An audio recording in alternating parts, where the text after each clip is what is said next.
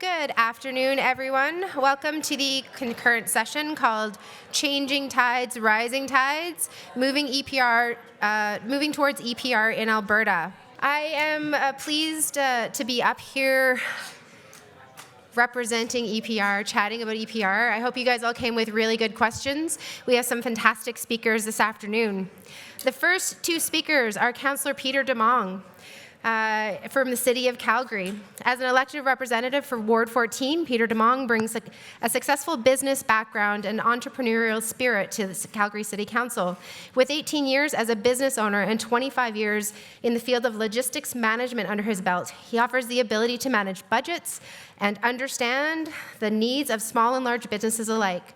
His experience speaks to his practical views on civic matters, his knack for effective management, and his commitment to fiscal responsibility. Along with his passion, his compassion and sense of fairness, Peter's voice on council is one of common sense and realism. Peter's presentation will be tag-teamed by Jason London, aka Mr. Jodi Tomchyshyn. Just kidding. All right, I had to tease him just once. Jason works for the City of Calgary in Waste and Recycling Services, where his primary focus is strategic policy and planning. His recent work has included advocating and building support for provincial extended producer responsibility, reducing construction and demolition waste, and investigating for innovative waste management technologies and working with regional partners. Please join me in welcoming Peter and Jason to the stage.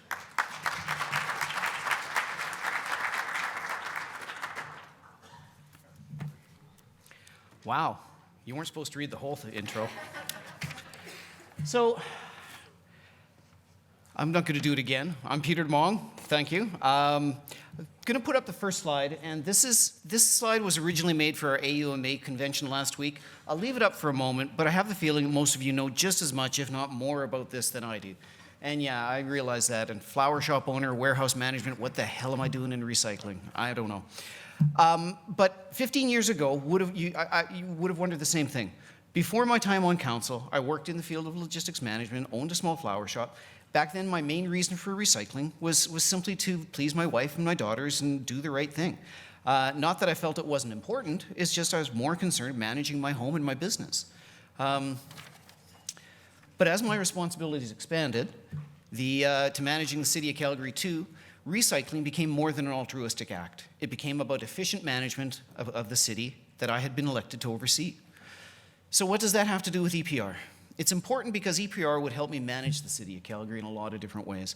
China's ban on recyclable commodity imports has hit almost everybody hard, with the exception of those few with a full EPR program, even then to a certain extent. For Calgary, this meant a huge drop in revenue from the sale of recyclable commodities, a capital investment in our recycling facility, and yes, increased operating costs and risk that is beyond what any municipality or taxpayer should be capable of sustainably dealing with.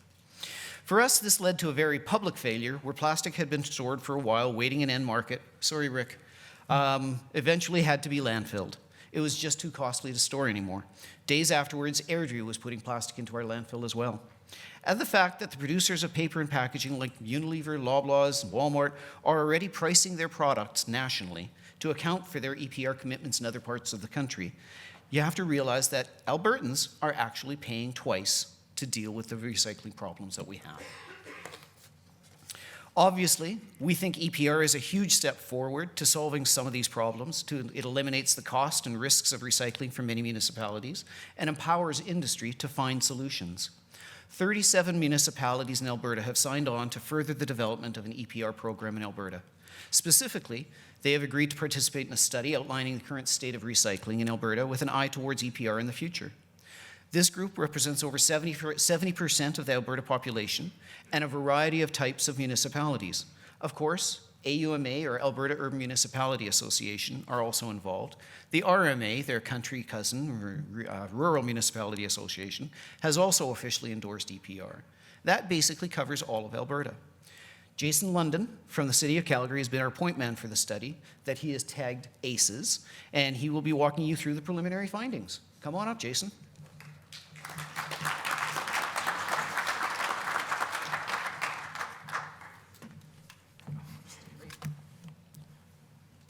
Yeah, and if you haven't noticed, if you haven't been paying attention since we got here or been at previous conferences, There's no such thing as a worthy program or project in Alberta if it doesn't have the acronym. That's the whole point here. Yeah.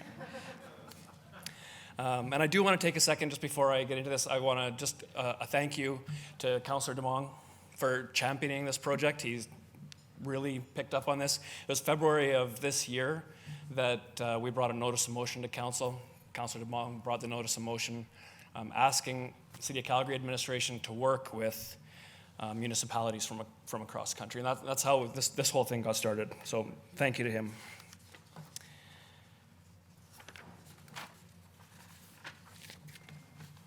So many clicks. Okay. So this is the ACES project, and I'll tell you about it in a little bit and exactly what it does. But first of all, I want to talk about our partners. We had 4 funding partners on this project who went back to their councils or to their companies and got money and brought it forward and let us actually run this study. Cities of Calgary and Edmonton, AUMA, and of course the Canadian Stewardship Services Alliance were the funding partners. But our partners didn't stop there. We also had other people around the table. The cities of St. Albert, Town of Whitecourt, bringing the other municipality perspectives. Sorry, I'm going to go back. The rural municipalities of Alberta to represent rural views, the RCA, subject matter experts in recycling and EPR. And of course, we brought in the government of Alberta. We wanted to have somebody there observing, who was understanding what we were doing. So from these partners, we organized a governance committee who provided oversight on the project and a project team to be on the ground to find and manage a consultant to actually make this happen. What did the study do? Why were we doing it? First of all, we wanted to understand the current state in Alberta, what's happening with the collection of paper and packaging products, what municipalities are offering curbside, who's using depots, are they offering the service in-house or is it contracted service, and what do they do with the materials once they're collected, and importantly, what are the costs? The second half of the study was the future state. What we wanted to imagine and think about designing what Alberta might look like, what collection of paper and packaging might look like with an EPR framework on the ground. And that was some of the first work of the governance committee and project team, was to get together and talk about that vision. And then once we had that vision in place, we could really start thinking about what the benefits and risks and challenges were. And so you see on that little chart on the bottom there, really, we're only sitting on the first 2 boxes right now. So this is the path we hope to continue down in Alberta. And in this province and in recycling across the country, there are a lot of stakeholders in these systems. And almost all of you are in the audience representing all of these stakeholders. And I think I can attest to the fact that each of you has a different perspective of what EPR is, what it does, and what it means to you. So we wanted to be sure that in this study, when we talked about risks and benefits and challenges, it was for all stakeholders, not just for municipalities or producers. So what I want to do is give you a little sneak peek into the data. The study is in draft form right now, so these are all what I would still call preliminary numbers. Final report is expected at the end of this month, and we'll be able to talk about this a lot more definitively. So first thing is that a large portion of Albertans have access to curbside recycling. And I guess a little bit of a surprise to me that even in our smaller municipalities, 50% of Albertans have access to curbside recycling programs. That does, there's 50% there and 70 in the one above, or 75. There are still a lot of Albertans accessing recycling in other ways. It's not just curbside, but it was a high number. It was a surprise for me.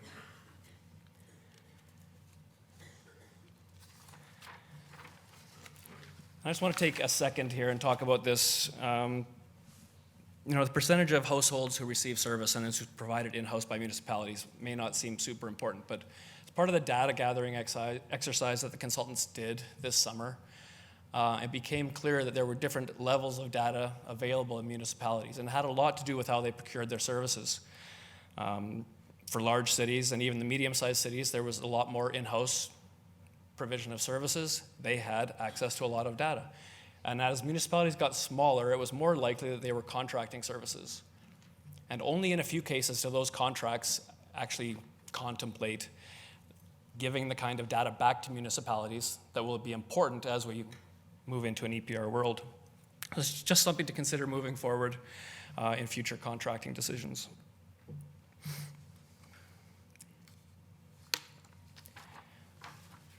Very simple slide. Easiest ones, populations on the left, recycling costs on the right. 80% of Alberta's population resides in a city, town, village, any of those, and only 20% of our population are in rural areas, in municipal districts and counties. So I think the real story here is when you look at how the costs are divided, is that those small municipalities are picking up a lot bigger chunk of the costs. The other two are pretty in line, the big cities and the medium municipalities. So why is that? Is there a reason? I think we've talked about it already in the last day and a half. These smaller municipalities are servicing less dense, lower population areas. They have to move materials farther to market. So it's just, again, it's going to be important as we get into when we talk about the future state and talking about making sure that nobody's left behind in this system, that this is going to be important. And the big numbers. So this slide shows the total tons of material collected and recycled in Alberta in 2018. And so based on this data and data we've seen in other provinces, this is telling us early on that it looks like Alberta may be collecting and recycling more material than some of the other provinces, even where there's EPR programs on the ground. Why would that be? I think there probably is a good reason. For a long time, or for how long, have we been told that Alberta is the largest waste generator in Canada? That's 1,000 kilograms per person per year. Well, I think that also means that as part of generating more waste, we generate more recycling. There's just more consumerism here. And then the last column, which is the residual. What's left over? What are we collecting for no reason because it's ending up in a landfill? It's not actually being recycled.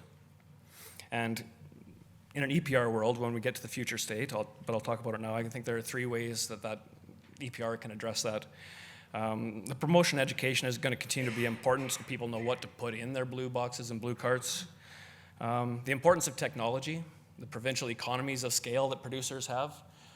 In BC meant they built 2 brand new facilities to actually really separate materials well. More material goes through that MRF or those container recycling facilities and gets to the end where it can actually be recycled.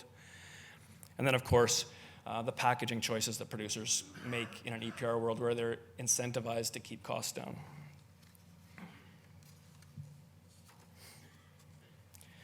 So that was the first half of the study. And like I said, there's a lot more data in that report, and I'll be happy to share it with people once we have the final and it's been approved by our governance committee.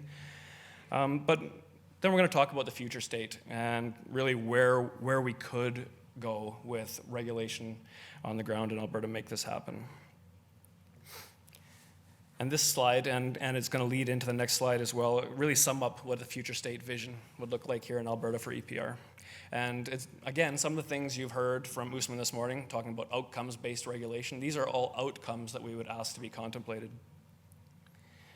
So yeah, recycling needs to be easy for citizens.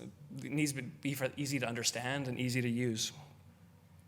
And this is where I was talking about the difference between the models across this province. EPR needs to provide for convenience and consistency and for an equitable level of service across the province. It doesn't mean equal, it's not going to be the same, it doesn't mean everybody's going to have curbside recycling, but Albertans need to be able to access recycling infrastructure. And one of the concerns that we actually heard last week at the AUMA conference after our presentation was from a small rural municipality, and the gentleman had been in British Columbia, lived through EPR, and they still have concerns about the level of service in some of those rural communities. And now it's my understanding that the BC Ministry of Environment has recently approved Recycle BC's latest stewardship plan, and that that's one of the things that they asked them to address. That's something that is happening in BC, make sure that equitable access happens. EPR is going to add value to the Alberta economy. That's going to be part of the vision. Of course, as in other jurisdictions where there's EPR, small businesses have some level of protection, and there's an exemption based on how much packaging they're bringing into the province, or perhaps what their annual level of revenue is. Really important, again, this is about empowering industry. This is not just a transfer of financial responsibility, but of operational responsibility as well. And of course, our environmental focus. EPR in Alberta needs to ensure improved environmental outcomes. Again, we're talking about outcomes. This is what regulation should do, set proper outcomes, and a move towards a more circular economy. So you would hope for a reduction in packaging on the market. Listening to Ruben this morning, he mentioned that hasn't happened yet from what he understands in BC, but we would like it here. For packaging that's on the market, more of it's readily recyclable, easier to divert. Reduced contamination, increased commodity quality. And that last one, in this day and age, I'm sure everybody, if you haven't seen CBC Marketplace last Friday, you've heard about it. But it's important. We need to know the end fate of our materials, and it's much easier to know the end fate of our materials if they're being managed here in Canada. And again, so we have a lot of stakeholders. They all have different roles and responsibilities, but the work that was done really kind of clarified this for us, that we all have different roles to play. Governments set clear policy objectives, establish regulatory frameworks, and specify targets or outcomes. Producers take the lead on design and implementation of the program in response to legislation. Municipalities have the opportunity to continue as the collection interface with residents. They could basically be a collection contractor to that producer responsibility program. But they also will have the option, or hope to have the option, to hand it over to producers completely. And then the system has to keep track of what's actually happening. Somebody has to monitor the progress and conduct enforcement to ensure that the outcomes are being met. And as I mentioned previously, we need to understand the benefits of EPR. And so I'm just going to ask Councillor Demong to come back up and talk about some of those benefits. Because both of us were too shy to do the whole entire presentation on our own. So for now, let's set aside the massive impact that EPR could have on the amount of recoverable solid waste that finds its way into the landfills and worse waterways, oceans, etc. Not a lot of ocean side in Alberta, but we get the gist. EPR in Alberta, as you've got on the sign out here somewhere, I can't remember where you put it, but recycling saves GHG gases. The amount of is actually quite huge. In Alberta, it could reduce emissions of greenhouse gases by up to 150,000 tons annually. I like this screen because it actually puts it in perspective for me. It's really hard. I was, just to kind of digress for a minute, I was actually in charge of the committee that brought forward composting into the city of Calgary 3 or 4 years ago. And it was always fascinating because I kept asking my department to give me some kind of a pictogram of what 70,000 tons of compostable material looked like. They never did, but I still think that would have been a great picture. But that's why I like this kind of a phrase. I mean, you just do some of the equivalents. The equivalent of manufacturing almost 7 million bags of cement. Equivalent of the emissions of 150,000 households worth of trash in a year. Powering 75,000 homes for a year. Heating them for 4 months. It's the equivalent of driving around the earth 16,843 times, or taking 30,000 cars off the road. Now, I'm going to digress yet again. I'm getting frustrated because, and I should be careful how I word this, so I'm not getting frustrated. It concerns me when I see every Friday students taking time out of school to march for climate change. Don't get me wrong, it's a very valid, absolutely critical thing for them to do, and I think it's a fantastic program to start with. Hope they're making up for the extra school time. But if they knew that just basically doing the most basic recycling could save this much on GHG gases, why isn't that even part of the conversation out there? I just don't understand. Sorry, I'll go back to normal stuff. I'm sure I don't have to tell anyone here about the already significant contribution that recycling makes to the economy in Alberta. But I do want to point out that EPR could expand that contribution. We're estimating that the additional tonnage to be collected and managed could add as many as 280 direct, indirect, and induced jobs to our economy. Could help result in a reduction of landfill costs by up to $3 million from Alberta municipalities. That's just the beginning. The real fun begins when the EPR starts to drive the change to a circular economy, as we've talked about in this convention all weekend. An example, there's a company called Full Circle Plastics located in Nobleford, Alberta, who attended this conference last year. They used locally sourced, 100% post-consumer, post-industrial plastics to create a variety of recycled plastic products. Why is that even in this speech? So in summary, the sky is the limit for companies like this when EPR is adopted. There's no telling what the new products, jobs, industries are going to look like.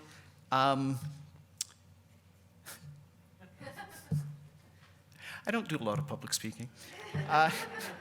When I started this journey, I was actually convinced I was going to have to explain to 87 MLAs the value of an EPR program.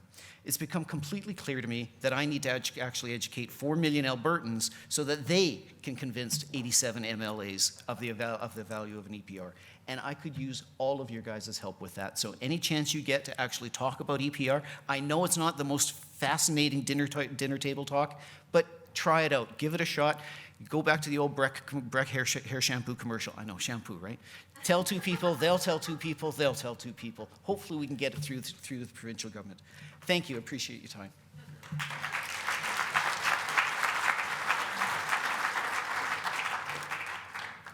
Do we have those things floating around? Lori's on it. I'll get you guys to sit down and take the mic. You can just chat and pass the thing back and forth. You don't want to ask too many questions with John Coyne and Peter Hargreave coming up, I'm just saying. We have time. We have time. Any questions for Councillor Demong or Jason? There's one over here. I see a hand. Oh, man, nice chuck.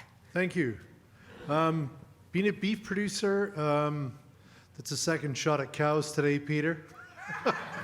You noticed I didn't actually voice that one. I know you didn't highlight it, but I just want to point out to the crowd that maybe you don't understand it, but a cow will consume 10 tons of grass and foliage annually that has absorbed a significant portion of that from the carbon in the atmosphere. So that's just a counterpoint to the cattle and the beef industry. So I just want to make that point. I support your work. I think you're doing a great job, but we need to leave the cows out of the conversation. Thank you. I'll make that note. There's a question over here. While the mic is going that way, I'm going to ask a question to Councillor Demong. Councillor Demong, I was talking to a mayor of a smaller municipality here in Alberta, and she was telling me that EPR isn't in the top priority right now for municipalities. There's policing concerns. There's things that are higher on Maslow's hierarchy of needs. And I said to her, $30 million would come off of Calgary's municipal tax roll. That's not chump change. And she agreed it's not chump change. But how do you deal with all of the things you have to deal with while moving something like this forward? One at a time. That simple? Honestly, yeah, there are a huge number of priorities that different municipalities have in general in Alberta. This one, I've decided to make my main priority simply because it is a win-win-win. There are no losers in this game. Basically, the province wins because it looks like it's giving away money back to constituents. Municipalities win in that they basically get a partner to help them in their waste recycling functions. Citizens win. They get money back in their pockets and they know that they're doing a good thing. The environment wins because you're recycling more. There's just no losers in this program. And I think we're going to hear later from John Coyne why producers also win in this scenario. There was another question right here, sir. Sure. I agree. I support the EPR. I think it's cool. I'm a councillor in Beaver County, and I plan to bring forward a notice of motion. We talked about that, Peter, and it puzzles me and makes me scratch my head. Obviously, it's made you scratch yours a lot too about the why this isn't in place now. But on one of your slides, just for me, maybe everybody else maybe gets it. But you talk about we're paying for recycling twice. Can you expand on that so that it's clear to me? Sure, absolutely. And the scratching I get is because of the shampoo I use. But basically speaking, because you've got EPR-like programs all across the nation, you have the standard product is being sold all across the country. So a 1/10 of a penny on a cardboard box or a 1/20th of a cent on your yogurt container, those are already being added into your consumer habits when you're buying stuff at the till, when you're shopping. Because these products are priced nationally, you are basically paying for the programs through your consumer purchases. We in Alberta We in Alberta are paying for that for all of the other provinces. I think it's $367 million were collected last year nationally.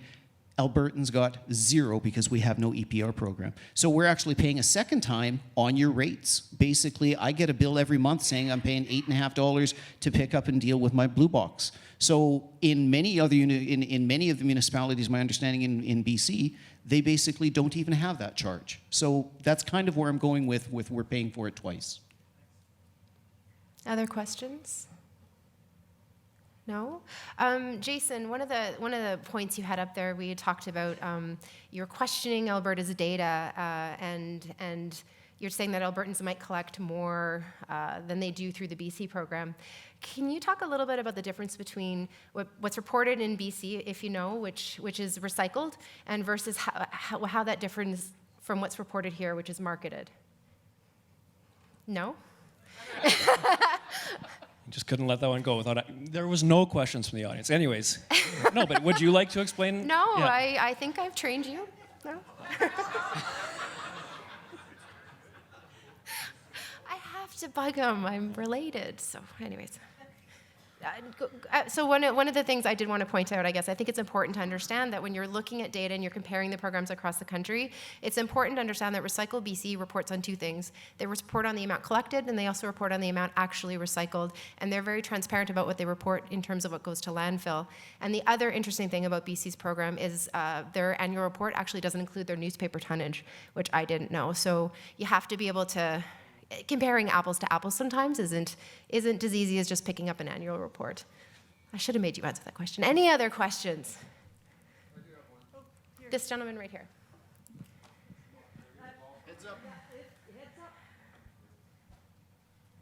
Little confused here because you're talking about recycling and composting and all the good things that we've been trying to do forever.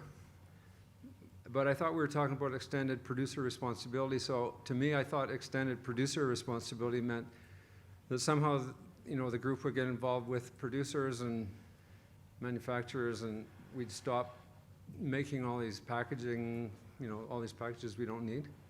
So how is BC, apparently there's a comment that maybe it's not working that well in BC either?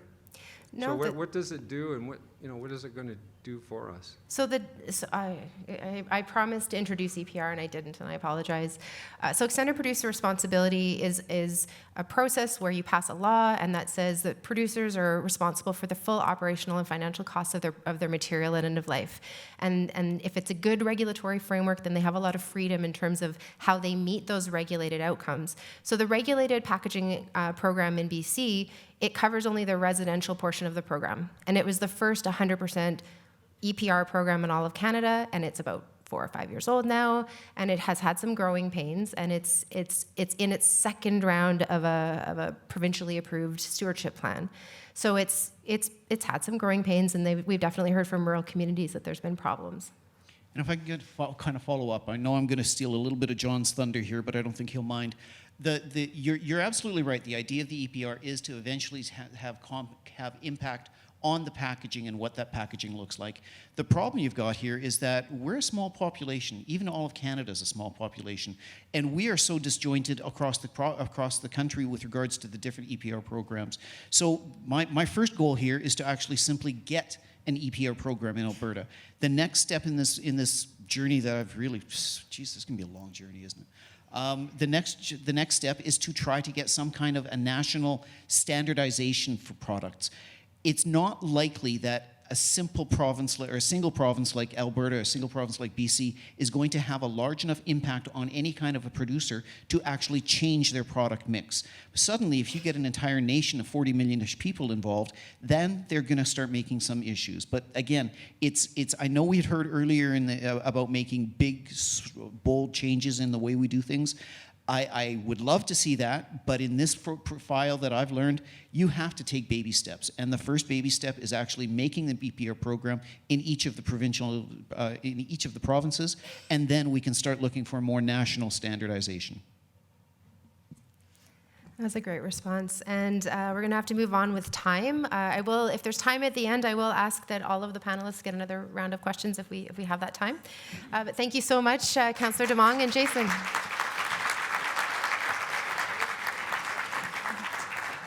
Thank you. We're here all week. Try the veal.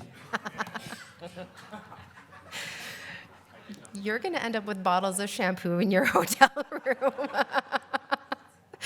The next speaker is a gentleman I've known for about a decade and who I love to find an opportunity to work with. Peter Hargreave is the president of Policy Integrity Institute, Policy Integrity Incorporated. He has over 14 years of experience in providing strategic advice to municipalities, producers, and service providers in the development, implementation, and oversight of public policy.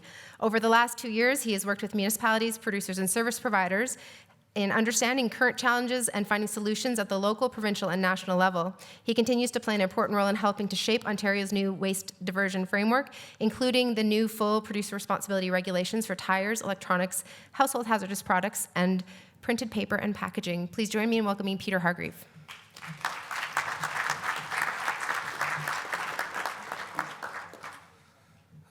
Thanks, Jodi. I thought you were just going to do the "It's Peter" and just let me come on, but thank you for the nice introduction, and thanks for having me today. And I would say I feel pretty pumped. I do not have any references to cattle in my presentation today, so I feel like I'm already one up on the other Peter, so that's a relief.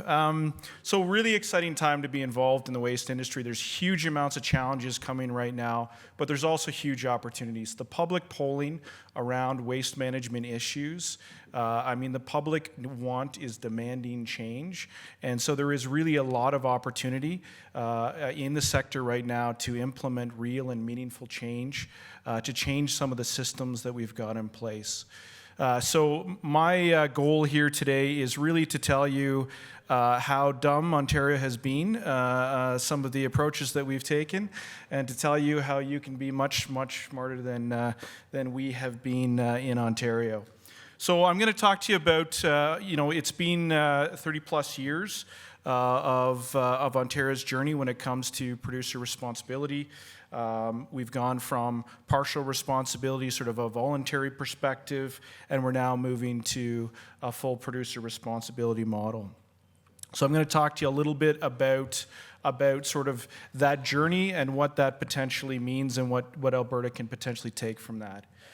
So context, I just want to say, is obviously really important to understanding, adapting, and implementing policy. So I'm not going to pretend like I understand every nuance of Alberta's situation here, but I do think there is certainly some very, very good lessons that you can take from Ontario, and specifically some of the challenges we've had as we've implemented curbside blue box recycling. So the origins, Diane Sachs talked a little bit about this, but as I said again, it's been over 30 years of attempting to get it right. Hopefully we are on the right path now. But it started in the 80s with, again, voluntary funding arrangements. I think you're seeing kind of that approach starting to take place in the U.S. right now. So beverage industry providing money for curbside collection programs. And at the same time, while that was happening, we were disposing of all our refillable laws in Ontario. So this push towards the curb and a move away from refillables. Probably not the most advisable thing to do, but the beginning of many mistakes made. In the 80s, these voluntary programs continued, and the province actually started to also help to pay for municipal infrastructure. The province also doubled down, and they made they mandated municipalities with populations over 5,000 to have curbside programs in place. The stability of those programs really started to come into question in the sort of mid to late 80s. And then the province moved in and legislated a shared responsibility model in the 2000s to make producers responsible for half of municipal costs for the Blue Box program. And then after that point, really, we entered into a series of how do we fix this? How do we fix this? How do we fix this? So you had a number of different attempts at trying to fix Ontario's legislation. One attempt ended at the cabinet table. One attempt ended because of an election. And finally, the third attempt to fix it went through. So this slide here provides just an important kind of context. People use product stewardship, they talk about extended producer responsibility, they use all of these terms often interchangeably. And it's important to understand really what we're talking about, because people will often talk about different programs and say this isn't working and treat it like every single policy is the same. So in Canada right now, we have a number of programs that are a shared responsibility model. So basically, it comes down to the producers of goods are paying some portion of the financial cost of running curbside programs to collect printed paper and packaging. Ontario, that's 50% right now. Saskatchewan, 75%. Manitoba, 80%. Quebec, 100%. And then there are programs like that is in place in BC and like where Ontario is going, where producers are 100% responsible for the operation of the program and the costs of the program. And there is a bit of a difference between Ontario and BC and the routes that they've taken, and I'll talk a little bit about that in the future in the slides coming up. So the shared responsibility model, just to give you an understanding of how the shared responsibility model in Ontario worked. Essentially, the province designated materials. It said, we want to make sure these materials are being collected. The producers then had to get together. They had to form an agency, a group for them. That group put a plan together as to how they were going to ensure that those products were being properly recycled. So they developed the actual plan. In the case of Blue Box, after that point, the plan really became a check-cutting exercise, more or less. They would bill their producers, and they would pay out to the municipalities to subsidize the costs of those recycling programs. So the system, I would say, there has been some successes in the approach that Ontario's taken. It was really the first launching pad for curbside recycling in North America. There was certainly some advantages. We've got very good curbside accessibility in the province. We have fairly good access to multi-residential buildings as well. The diversion rate, we have seen a fairly good increase of the amount of materials that are being diverted from landfill. That has improved steadily over the first number of years, and really over the last probably 10 years now, it's really stagnated. We're about 60%, a little over 60% diversion, and that's sort of been the case. We really haven't been able to improve on that. The problem is, underneath this, there's a whole bunch of problems that have been created in this shared responsibility model. The first is municipalities really don't have any ability to impact the materials they receive. So they can't get their system ready to accept different types of materials. And there's always something new that comes out, those, single-use large water containers. There's always the, coffee pods. There's always something new that's being developed. And they simply did not have the ability nor the finances to be able to adapt their system on an ongoing basis. So costs for the program escalated. Municipalities also have very little ability to impact end markets. They've got no ability to leverage plastics being purchased within the market or glass. They don't have a scale to be able to do those types of things.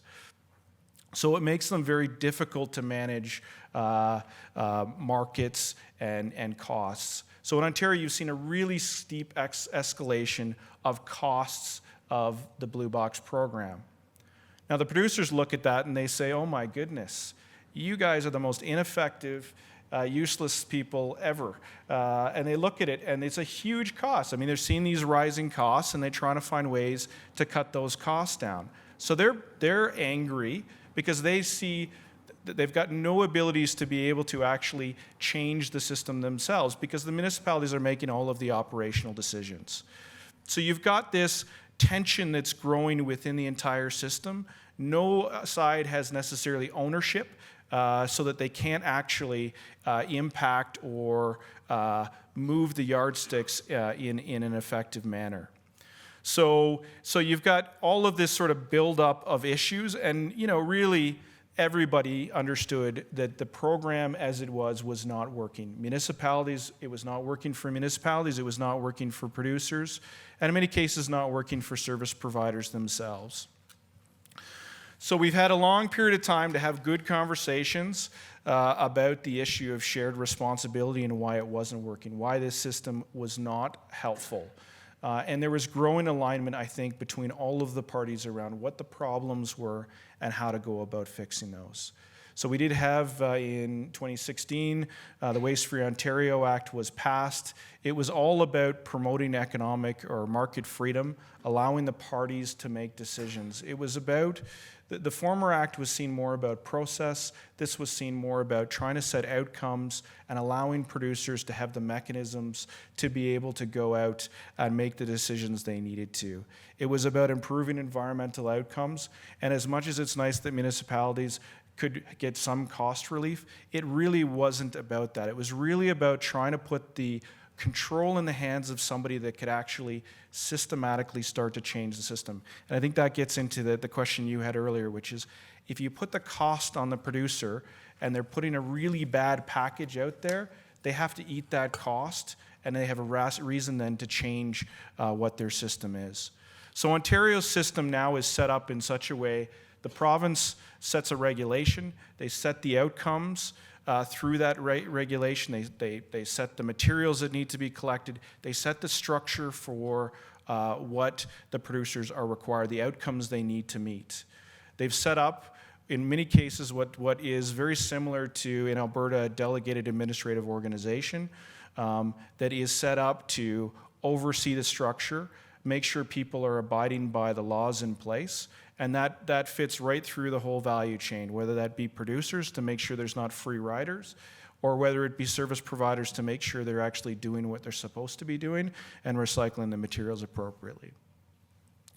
The producers have ability to be able to organize themselves, to convene themselves in the way that they see is going to achieve the outcomes that the government sets. And so that they can innovate, they can choose different ways to be able to approach the marketplace. I'll just go quickly through the regulation, what the regulation does. So the regulation, again, sets out what's designated materials. So it'll set out, is it a product, the primary packaging, convenience packaging, whatever that might be, is set out in the regulation. It sets out who is the responsible party. And in the case of print and paper and packaging, you often have sort of a hierarchy. It's the brand owner, it's the first importer, and it sort of falls from there. It also establishes who is required to register and what they need to register, what information they need to provide as part of that registration. So the province could register, it could designate a certain material, and it could say, we just want to know, we just want data. We want to actually know how much product is actually being put into the marketplace so that they can establish a regulation afterwards. So it allows some flexibility on that side. It sets up what the collection requirements are. So what is the accessibility? In Ontario for Blue Box, that'll likely be curbside collection. So they'll need to make sure that they've got curbside collection in place for the program, a sort of common collection system. It'll set up potentially what standard materials need to be collected across the province, and it'll set targets around how much potential material needs to be collected. It may also establish a management target. So of those materials that you collected, prove to us that you've recycled, how much you've recycled of those materials. It might set out promotion education requirements, reporting and auditing requirements.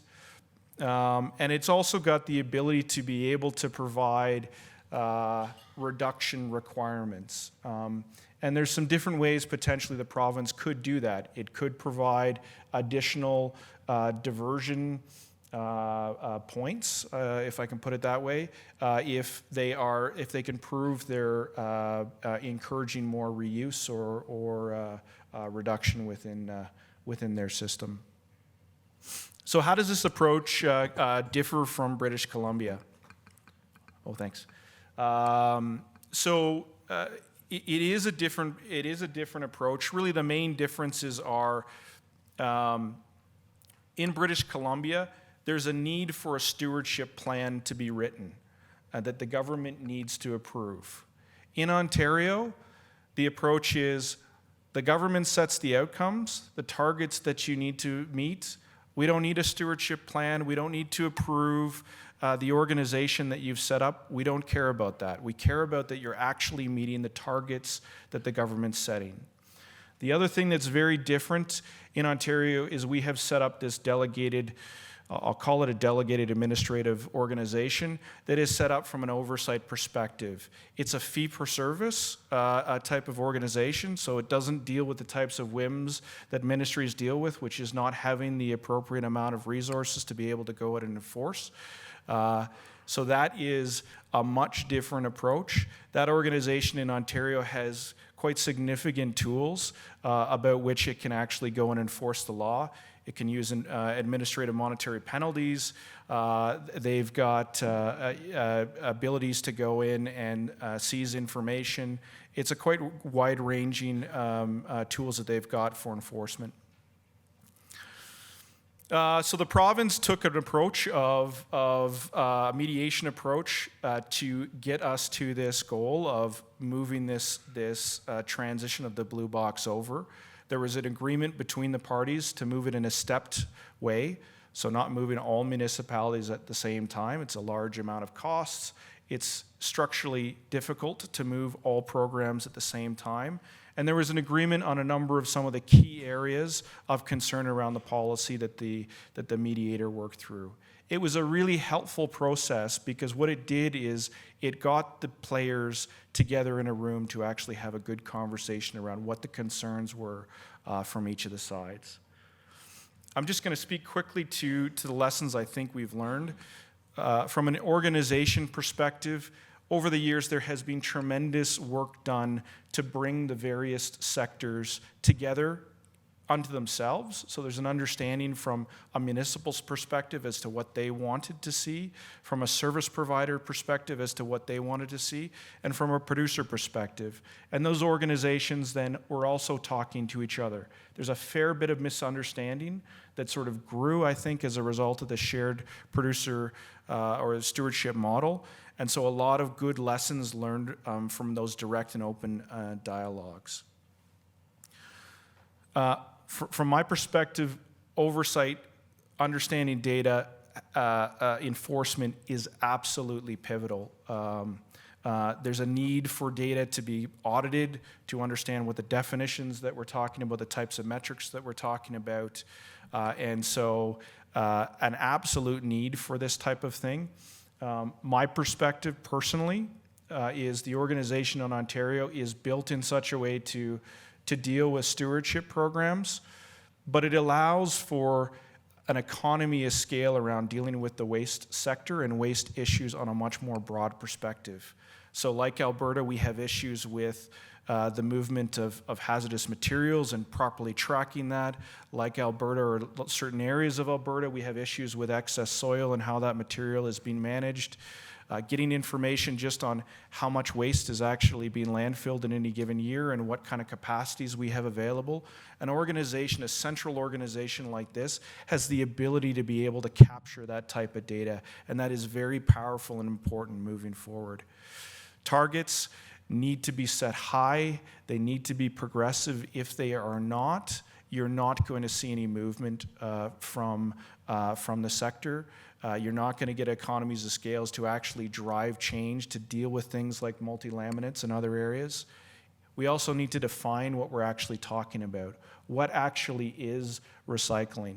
And I know there was some presentations earlier about tire recycling.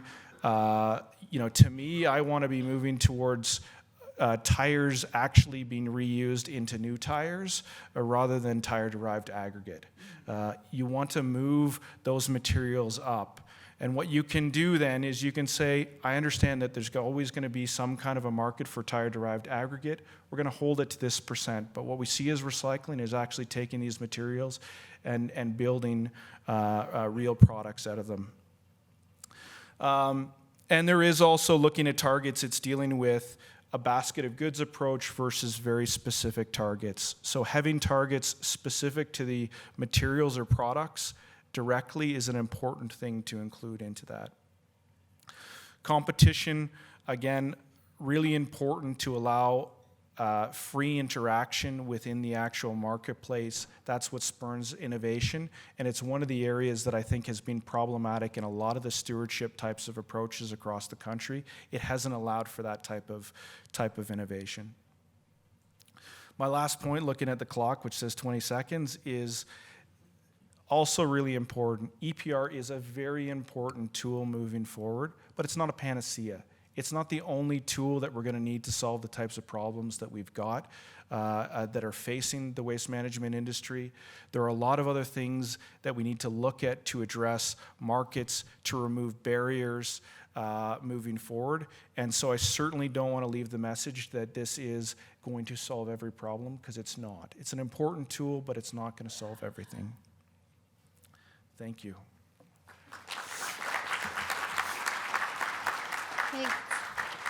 Thanks, Peter. I'm sure there's going to be some questions. I'll ask the first one. When you and I first met, you were working for OWMA, and it was your job to communicate to the government on behalf of service providers about what would be in their best interests under an EPR model. Where did you get to in terms of that communication? What were the key points from a service provider perspective in an EPR model? So, the service providers have always been very concerned around producer responsibility, because potentially you're moving from hundreds of different purchasers to one. And there is a significant concern when you move to potentially one purchaser. If that one purchaser makes a decision that could potentially put you out of business. And so there is a significant concern on that side. And so, the razor focus, I think, of service providers was, how do we ensure that there is competition, market opportunities provided through these programs? And that was really, how do we move more into a marketplace that allows for more interaction between the producers themselves and the service providers, and provide some flexibility there. There's a question right here somewhere. Yeah. Thank you. I just have one comment and one question regards to the regs as you outlined. The comment is, you indicated that there may be regs on promotion and education, for example. Yes. I would suggest that if it really is outcome-based regs, it would be on creating awareness or changing behaviors and letting the operators determine how best to achieve that. Yeah. So that sounds a little prescriptive. But my question to you is also, has your government given consideration to, and is there anything in the works to address the amount of PPP, packaging and paper product, that is coming across the border from e-commerce sellers? So the first point of promotion education is a great one. I would agree in a lot of ways. I think the promotion education side is interesting. They're using it in Ontario right now to deal with visible fees. And so they're looking at it to say, if you're going to charge a visible fee in Ontario, you need to have an audited statement at the end of the year that your costs actually equal what you're charging your consumer. So there's a consumer protection element that they've tried to add into the regulation itself. For e-commerce, it's a growing area of concern globally. There has been some work that's been done by the OECD. They've released a paper on it, which I can probably find a way to get it shared more broadly. In Ontario, we do have Amazon, and I would be surprised if Amazon doesn't have warehouses here. So because they have residency here in Alberta, you're able to provide better oversight of that organization because they're actually operating within Alberta. So there are certainly ways to do that. It is a growing area of concern, but there are ways within the regulations. Part of that's that hierarchy of who is responsible. In Ontario, they looked as part of the regulations at one point to say, could they potentially capture, if they couldn't capture the brand owner, if they couldn't capture the first importer, could they actually capture UPS or Canada Post as being the person that's bringing that material into the marketplace? So there's some ways around this. It is a challenge, but I think there are some ways to deal with it. Are there questions out there? I'm going to ask one final question before you get off the stage, as I'm stalling because I need my thing in order to introduce John. But how important do you think the Ontario model is, or has been, the coming Ontario model, in encouraging something like the loop situation we saw, or the opportunity we saw this morning with reusable packaging? How important is that individual producer responsibility aspect in enabling and encouraging something like that? So I don't want to overstate it because we don't really have a regulation in place yet, Jodi, so I couldn't say it. But what I can tell you is public opinion around waste is huge. The public wants action on it. For the tire program that we've put in, that Ontario has put a regulation in place, we are seeing new and innovative companies starting to develop where they're actually taking tires, they're using pressurized water, breaking those tires down into the components and actually producing new tires out of them rather than just simply a shred approach. So I think we are starting to see what we want to see from this legislation, which is new and innovative approaches to how we're managing our resources. Thank you, Peter. Please join me in thanking Peter for his presentation.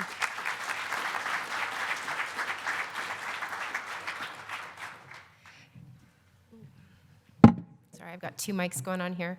Finally, I would like to introduce John Coyne, who is the Vice President of External Affairs and Sustainability of Unilever Canada. John is well known for his leadership in corporate sustainability. He is a passionate activator of the Unilever Sustainable Living Plan and Unilever's strategy to grow business, reduce its environmental footprint, and increase its positive contribution to society. John is the Executive Chair of the Board of the Canadian Stewardship Services Alliance. Please join me in welcoming John. Thank you. We all good?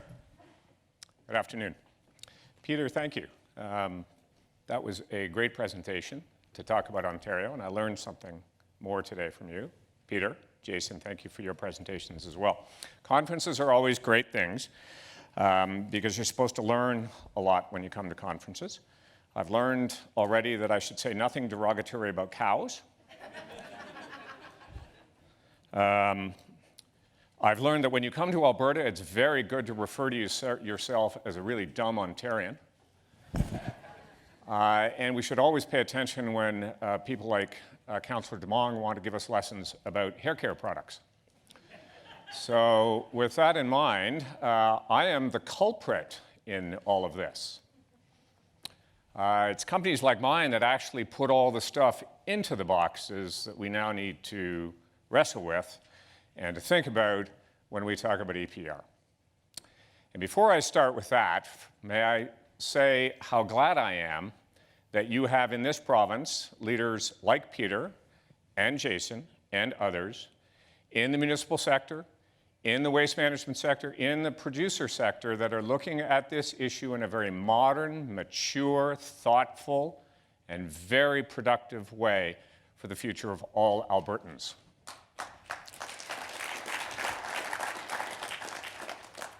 That is in contrast to many other jurisdictions here in Canada and elsewhere.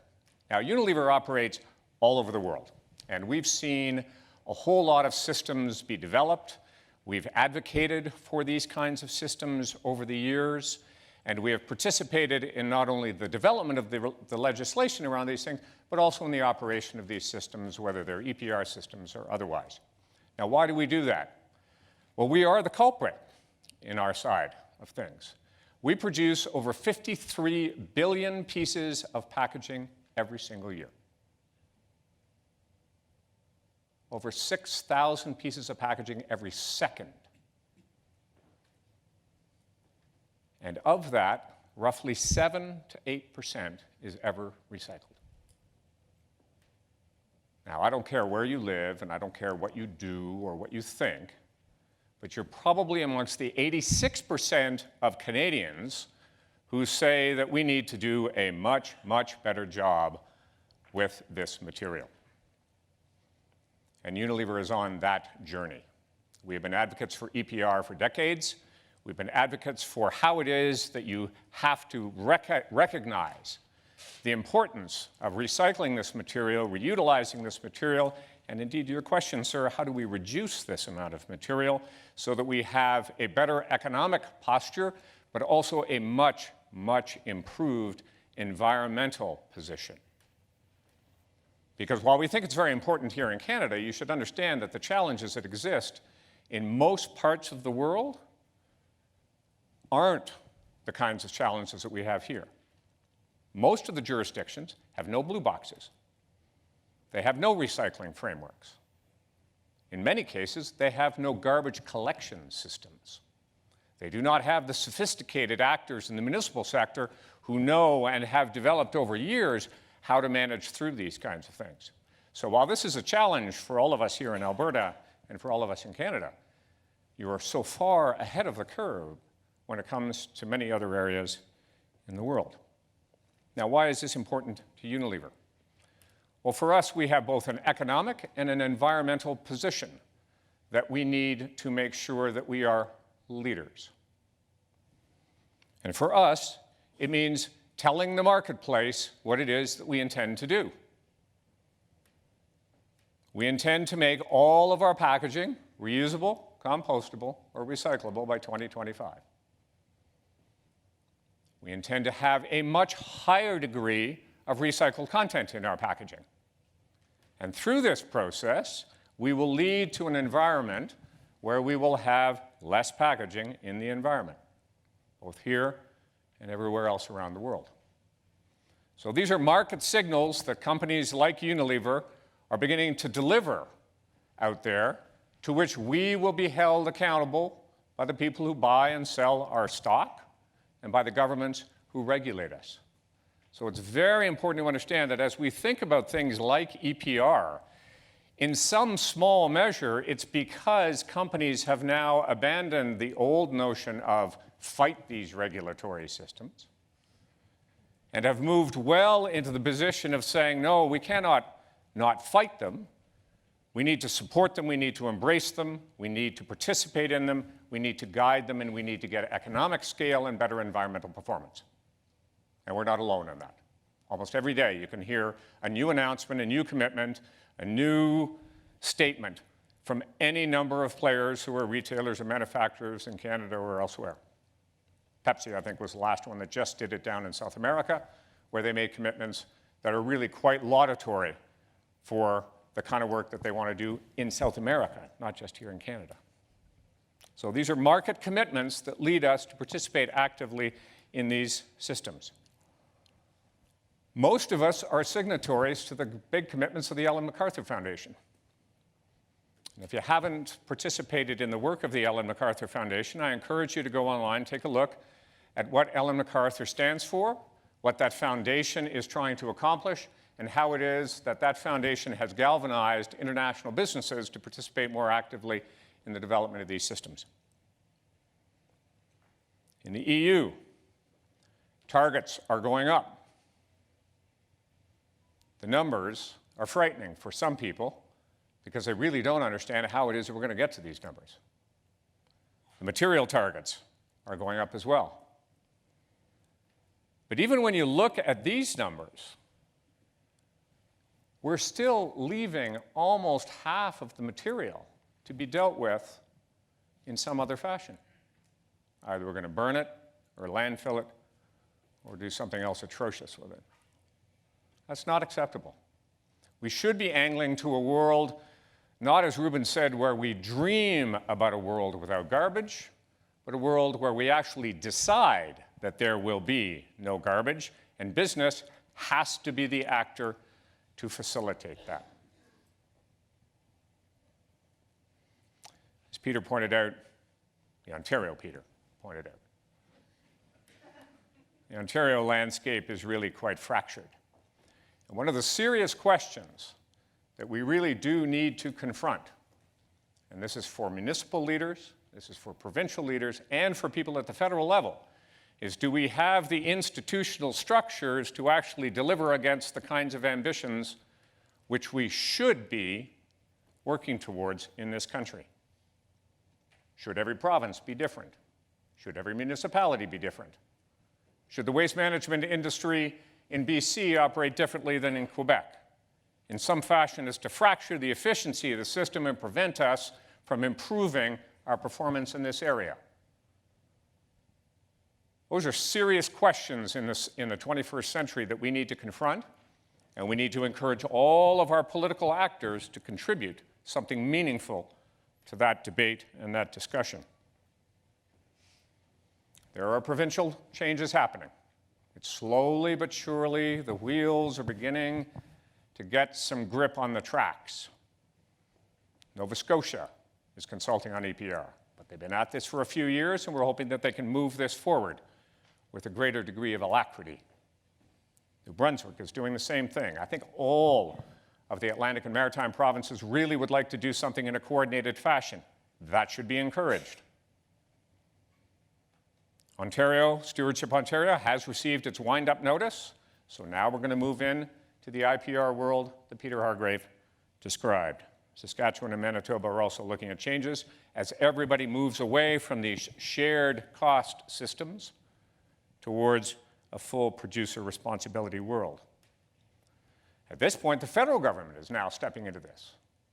Until a year ago, the federal government spent no time thinking about this whatsoever, creating a greater degree of anxiety on my part about how it is that the institutions in this country are going to deliver against the ambitions that we've been talking about.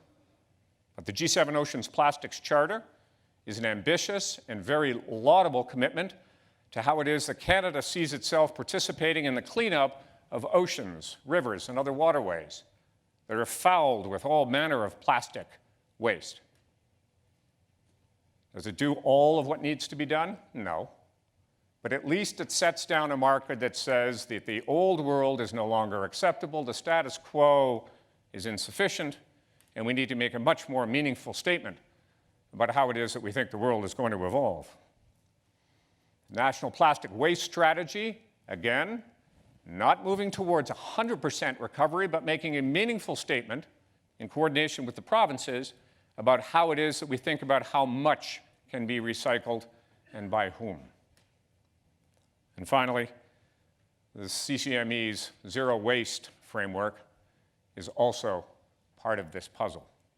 All moving pieces, this strange kind of bouillabaisse of policy and ambition and activity, all designed to create a more systemic approach to how it is that we think about a circular economy. This is really what Ruben was talking about this morning when he talked about behaviors and attitudes and how it is that we think about the world. A waste-free world, a world where we decide that waste is not going to be part of our economic and environmental future. Now, Unilever wants to be part of that because Unilever wants to be in business for the next 100 years, as it has been for 100 years. And their only way that we can do that is to be an active participant in this space. So we co-chair the Circular Economy Leadership Coalition, which is designed specifically to try to get the debate about circularity for all materials into the lexicon for all citizens. But how does that apply for effective EPR? Well, producers need to be financially and operationally responsible. We say that a lot without really understanding at the end of the day how that is going to come into play. And one of the most important things for us to keep in mind is that while EPR is an ambition to strive towards, it is a transition towards an endpoint which is well beyond EPR. And we have to work our way through a very difficult transition where municipalities who have been actively and very capably involved in driving this agenda forward transition their operations to another series of actors. Again, Ontario Peter highlighted the complexity associated with that, but it's not lost on Councillor Demong and on Jason how difficult that transition is going to be and how much goodwill is required in order to achieve an effective transition to full EPR. So we should be committed to that particular ambition, not just EPR in and of itself. Of course, we need to make recycling easy. It is not easy. I don't care if you live in rural communities or in urban communities. What goes in the box, how often, how you do it, whether you clean it, is this material acceptable, that material acceptable? It is not easy for consumers to understand how it is that they can make a contribution in this space, and they want to make a contribution. So we need to make it easy for them, and producers have to be particularly attuned to that because we want the consumers to build their loyalty with us. And if they're concerned about an issue, we need to be responsive to that issue, and we need to pay attention to how it is that they interact with our brands and with our products. It better be a level playing field. My friends at Procter & Gamble will not want to pay more than I pay. I would be happy if they did that. You need to have enforcement out there, and that's another area where business and government needs to find a more effective way to intersect. For years, businesses have said, no, stay away from us. We're in business, you're in government. We don't want to have anything to do with you. Please stay away from us. If this system is going to perform adequately, effective enforcement is absolutely essential to make sure that the people who should be paying are paying. Yes, you need a de minimis system out there for small business. There is no question that, given the complexity of what we're thinking about here and the costs associated with this, a lot of small businesses simply cannot affect the change necessary and the margin hit that a lot of this involves. So companies like mine in Alberta, British Columbia, and Ontario, and everywhere else are going to have to pick up some of the tab for some of those businesses in order to make sure that we have an effective system that can benefit all of us. Materials need to pay their own way. I can't have paper cross-subsidizing plastics, and you certainly can't have plastics cross-subsidizing glass. We need to understand what materials need to pay for the value that they contribute into this system. The last comment, which kind of slid off the page, probably because for my purposes it's not the most important comment, is that you need competition in this system in order to ensure the procurement practices and the delivery of these systems is done in the most economically efficient way. Economically efficient with appropriate standards, outcomes, and enforcement from government. Governments have to set those outcomes. We have to welcome that, we have to work with that, we have to determine how it is that those outcomes can be seen to be achieved today and how they need to improve and extend for tomorrow. Now, I will quarrel with Ontario Peter on this. I have never referred to any municipality in Ontario or anywhere else as ineffective or useless. I actually wrote those words down. I will acknowledge that business has been very frustrated with the shared responsibility systems. But nobody will ever be able to say that municipalities, given the task before them over the course of the last 30 years, haven't developed some of the best collection and processing systems anywhere in the world. But they've been dealing with the hand that they were dealt, which is a very localized framework, bounded by their own municipal boundaries, that never allowed them to extend themselves and develop the kind of system-wide change that we're all talking about here today. An industry needs to take the program lead, needs to be operationally responsible, and then needs to be held accountable. Now, a question came up about the border. And let me go back again to institutional challenges that we have here. And this is particularly important to Councillor Demong and to provincial authorities here in the province of Alberta. The amount of e-commerce traffic that we see today is a fraction of what we're going to see in the years to come. And if we are not effective at dealing with that through product standards, through environmental outcome requirements, and through an appropriate framework at the Canadian border, all of these recycling systems will collapse. Because the stuff coming in isn't paid for. The people who are here are paying for everything coming in. So that whole concept of free ridership, that whole concept of how you manage a program within a jurisdiction on a system-wide basis, will come tumbling down if we don't deal with the border. Which means municipalities, through the Federation of Canadian Municipalities possibly, the provinces, through the Council of First Ministers, and the federal government need to figure out how to manage this at the border, and industry needs to encourage that and needs to help them understand how product standards and border issues can be dealt with. Otherwise, there will be no recycling to speak of in a decade or so. If we're going to have a robust EPR framework, it better be harmonized. Now, I've been speaking about this for a long, long time. I see no value in fracture. I see no value in anything other than a harmonized system-wide approach where you can be nationally consistent but very locally relevant, which means that rural municipalities in the province of Alberta, their needs need to be addressed. But are their needs completely and utterly different, distinct, and separate from the needs of rural municipalities in British Columbia? I don't know, but I think it's a question worth asking. Is the city of Calgary completely and utterly different from a systems point of view than the city of Burnaby? Don't know.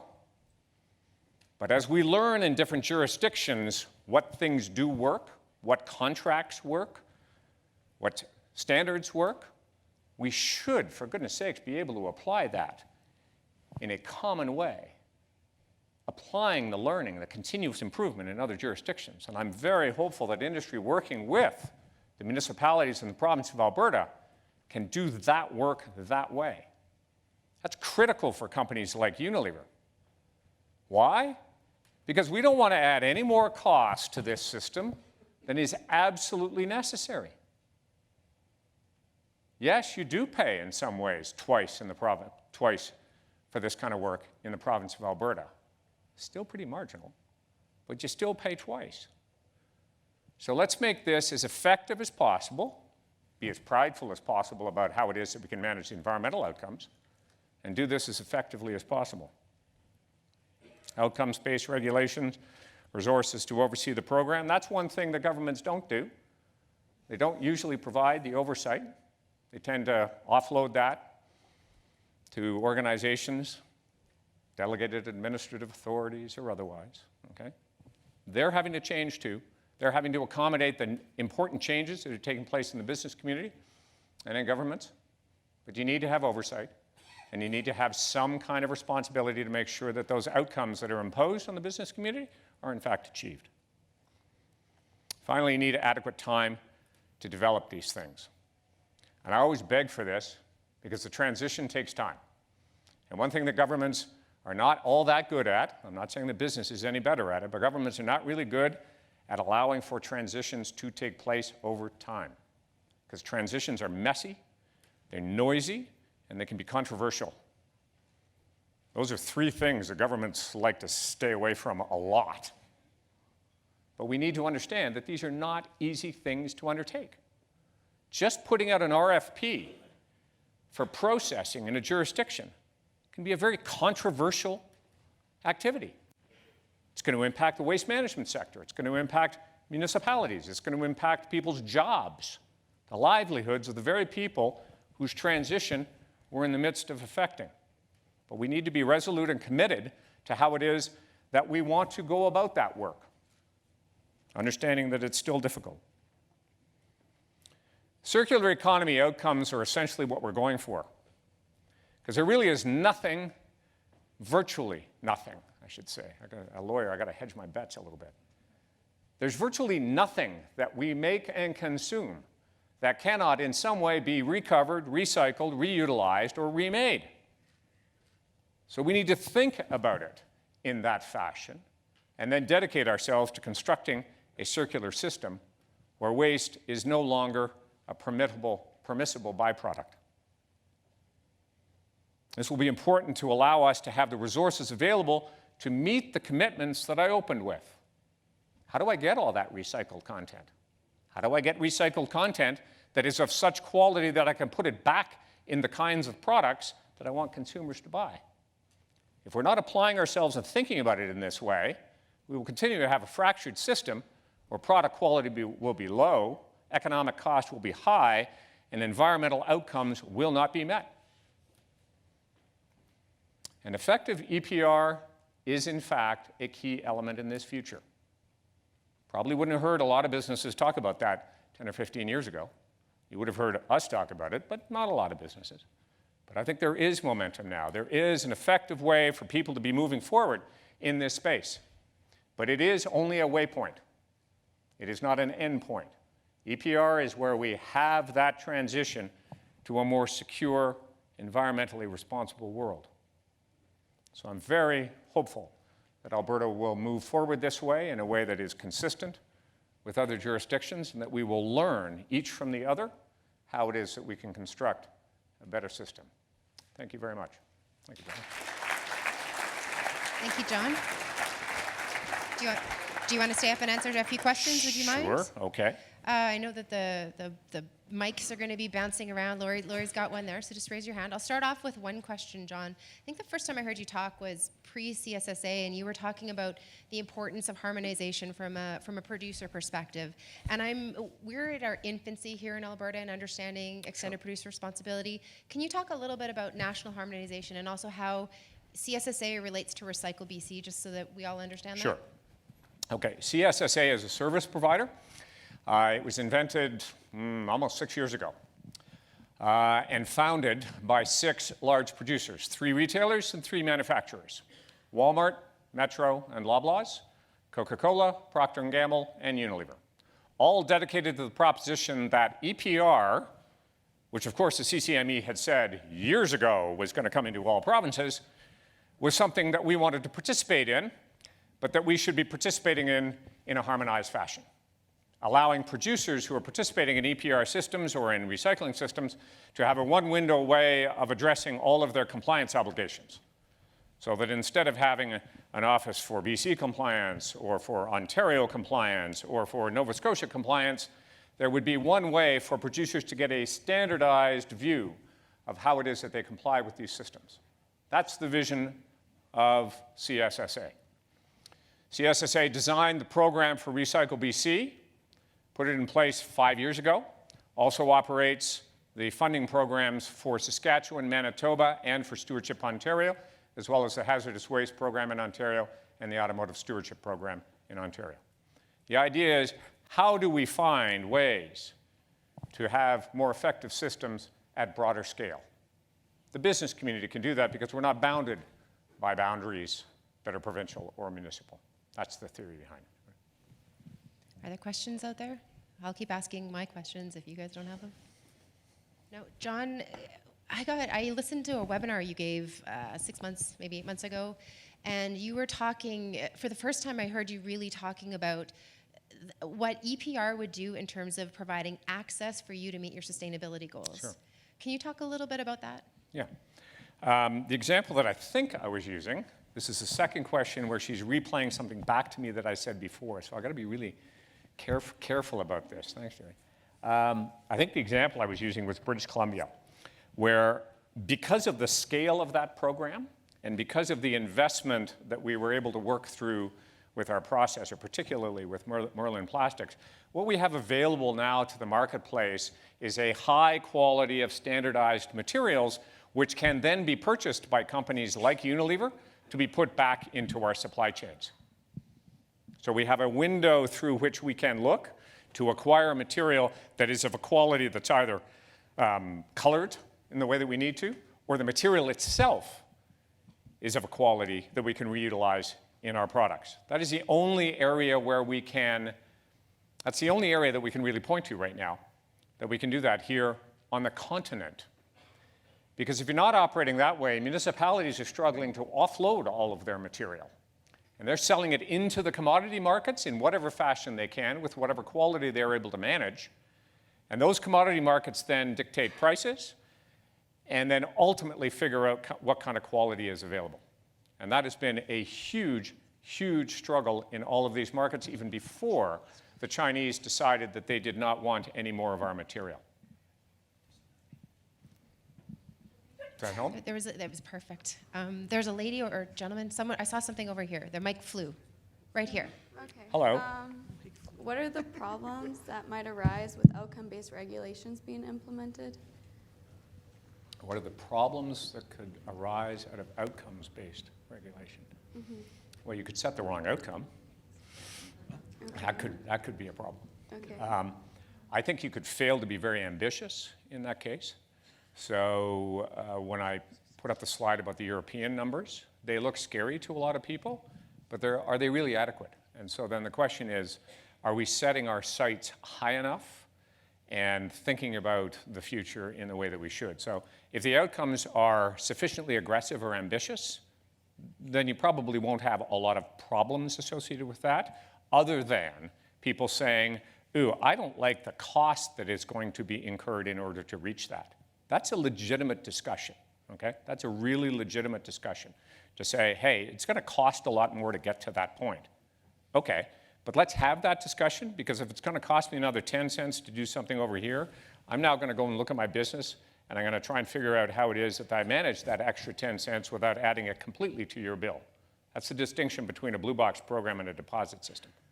So, quite frankly, I don't want to think about problems with outcome-based. Okay? But I'm sure I could come up with some. Okay, fine. Oh. To decide. So you had mentioned before that you've got several of the maritime provinces, Ontario, are all moving towards this full EPR. You're in the mix in coming forward with the EPR programs themselves in Ontario. You didn't say if you're involved in the maritime ones. And the question is, are you? And are you combining the same kind of program to be similar in those different jurisdictions? Thank you. First question. So let me take Nova Scotia first. I think the first presentation I did to Nova Scotia, so the answer is yes. And the first presentation I did to Nova Scotia was, I think, almost 3.5 years ago, as they began to get into this journey. And it was strictly to say, if you're going to go down the EPR route, if that's the choice that you're going to make, or the decision that you're going to take, here's some things for you to think about that would be important to the business community in terms of how to harmonize what you do in Ontario, or what you do in Nova Scotia, with what we hope would happen in other provinces. The entire framework for how it is that we've looked at this for CSSA is, how do we harmonize the decisions that are taken in local jurisdictions? And that's why I say this process of continuous improvement and learning each from the other is hugely important. I don't want to just lift up a program and say, let's just drop it into a province.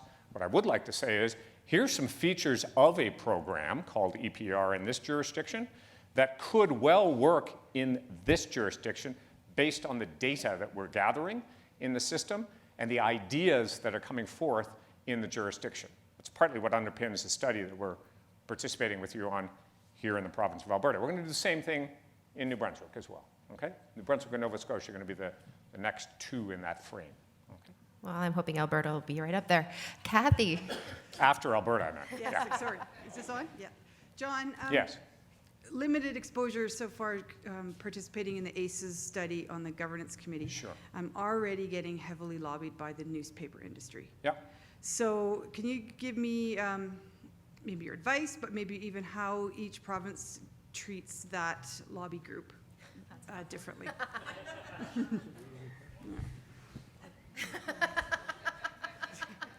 I have subscription to the Globe and Mail.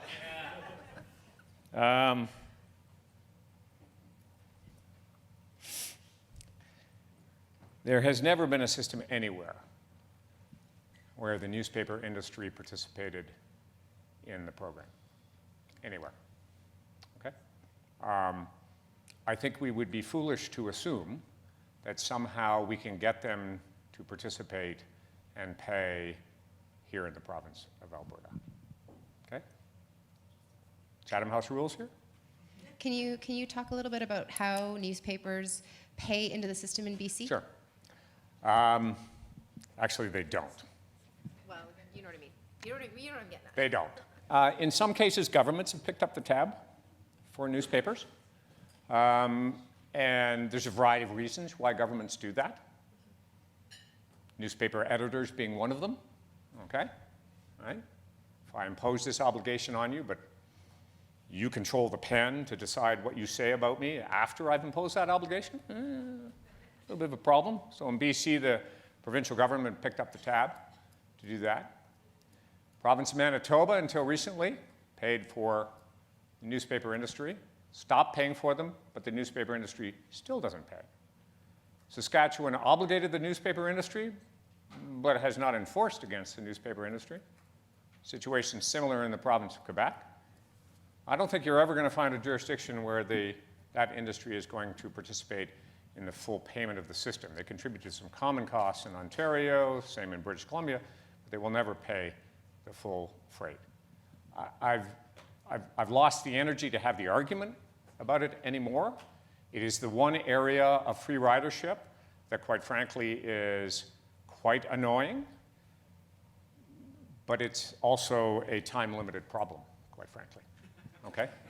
All right, it's 3 o'clock, but I'm going to allow one final question because this person's been waiting. I'm going to get shot for saying all that stuff, aren't I? Ow. Not in Alberta. We don't shoot people here. Hey, John. It's good to know. I'll wait till I get back to Ontario then. Hey, John, I have a quick question. It's Mikhail from Cascades, and it's actually got nothing to do on the EPR side because I agree with everything that you've walked through in terms of EPR and the way it should be laid out. A question I have now that I have a brand owner on stage, the goals that are being set out by Unilever and by many other brand owners always have a limit on that recyclable material used in products. So you guys had 25% and so on, and I've gotten so many different answers as to why it's not higher or 60%, 70% thinking in my mind, which could be completely wrong. The more recyclable content you guys want to use in your products, the more infrastructure we'll build to collect and process it, to get it back to you so we can keep using it. Sure. So what's the limitations for Unilever to have it at 25%? Well, that's a global number, you should remember. So thank you for the question, but that's a global number.